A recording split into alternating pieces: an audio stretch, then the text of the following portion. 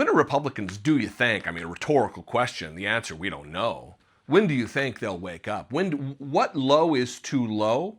How far is too far for Donald Trump to go to behave? Look, I don't want to gross anybody out. I don't want to have you worrying about losing your lunch. But this story is important because, one, it does tell us about who Donald Trump is and what his priorities are. But also, something that is underreported in this story is that even his staffers, even those closest to Donald Trump, who know him the best, who know him the most intimately, are very freaked out about his obsession with getting Russell Vought laid. There's going to be some language in here. We'll bleep it because I don't know if you're at work, you don't want to hear me saying a whole bunch of times, but it is what it is. Donald Trump talks the way he talks, and for us to ignore it or try to look the other way or dumb it down or make it more palatable isn't an effort to talk truthfully about the reality that we all are living in.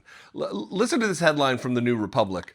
Trump obsessed over Project 2025 creator getting at Mar-a-Lago.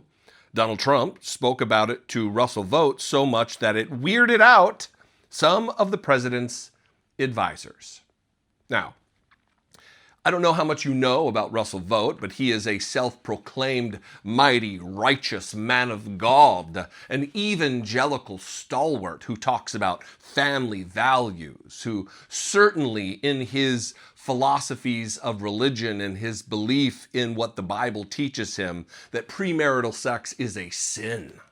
It is an evil that breaks down the family unit. It's the same thing I was taught as a child growing up in right-wing evangelicalism. And this is the guy who's now having Donald Trump be his wingman, trying to get him laid at Mar-a-Lago. And I'm not even going to get into detail about the depravity that has taken place at Mar-a-Lago, the sex trafficking that has been dispatched out of Mar-a-Lago. It has been a central hub for crimes against children, Mar-a-Lago. And this is where Russell Vought is having Donald Trump be his wingman. Here's the article. Before Russell Vought became the director of the Office of Management and Budget, he was Donald Trump's side project.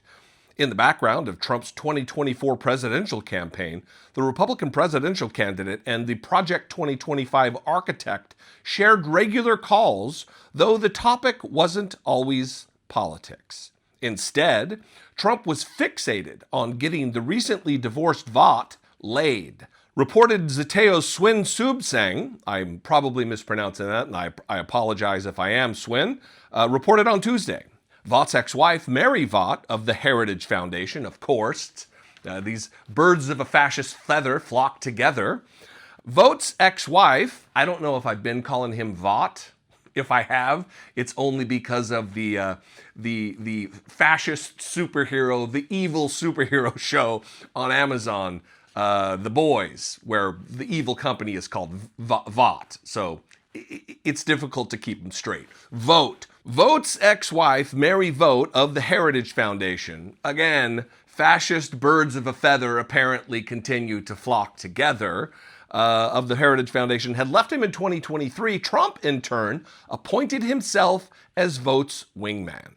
Quote, Trump spoke to Vought, a self-described Christian nationalist who's now one of the president's most hardline enforcers, about the gorgeous and beautiful ladies who roam Trump's club, Mar-a-Lago, so often that it weirded out some of his advisors, sources told Zeteo. I would say this, that I am heartened by, at the very least, he's talking about Vought hooking up with, having sex with a grown woman and not a child, which Donald Trump has been credibly accused of raping. Quote, and Trump spoke crudely of all the quote-unquote that Vought would surely get as the president's favorite bachelor.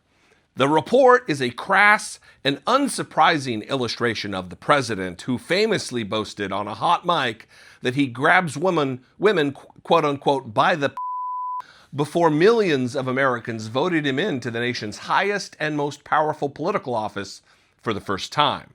But Trump's gross language doesn't bode well as his administration continues to bungle the release of the Epstein files. Now, this article goes on. I'll link to it below. I would suggest you read the entire thing. This article absolutely goes through and accurately describes Donald Trump's behavior and some of the controversy he faces right now relative to his decade-and-a-half-long best friendship with disgraced, convicted child rapist Jeffrey Epstein. His continued talk about pardons of Ghislaine Maxwell, the co-conspirator, the accessory to child abuse with Jeffrey Epstein, and Donald Trump is the accusation. When are Republicans due, you think? I mean, a rhetorical question. The answer, we don't know. When do you think they'll wake up? What low is too low? How far is too far for Donald Trump to go, to behave? I've said this many times. It remains true. I know people personally who believe that Donald Trump, they're not in my life, they're not friends, they're not they're beyond acquaintances, but I don't associate with them anymore, who believe that Donald Trump is a church-going, mighty, righteous man of God, someone who is God-fearing, someone who has said the sinner's prayer, who is born again, who is a representative of Jesus the Christ on earth. There are millions of people who believe this. There are millions of people who will never hear about this story, and that is why it is incumbent upon all of us to share these stories, to get this information, whether it be sharing this article or this video itself on social media. Talk to your friends, your acquaintances, your family members who are in the Trump cult to try to wake them up, because without some level of evaporation of support off Donald Trump's base, it's going to be more and more and more difficult to get rid of him. He is the worst of the worst. He is the worst among us. Rather than looking to a president to try to put someone in place in office who is worthy of the office, we've done the exact opposite. Thank you, MAGA. We appreciate it so much. Gross. Gross. But at least Russell Vought's getting laid, right? I guess that would be the question. Was Donald Trump successful in coercing some poor lady into lying with Russell Vought, the gross goblin-like character, co-shadow president with Stephen Miller?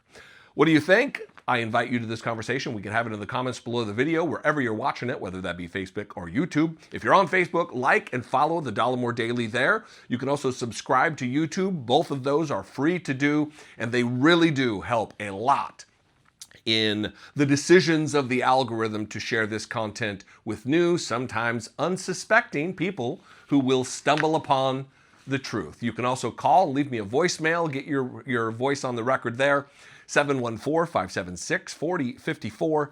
And of course, as always, you can email me, daily@dollemore.com. My trip is coming to an end in Japan. We'll be back in the studio within a week's time. We've only got a couple days left, but I'm living in the future here.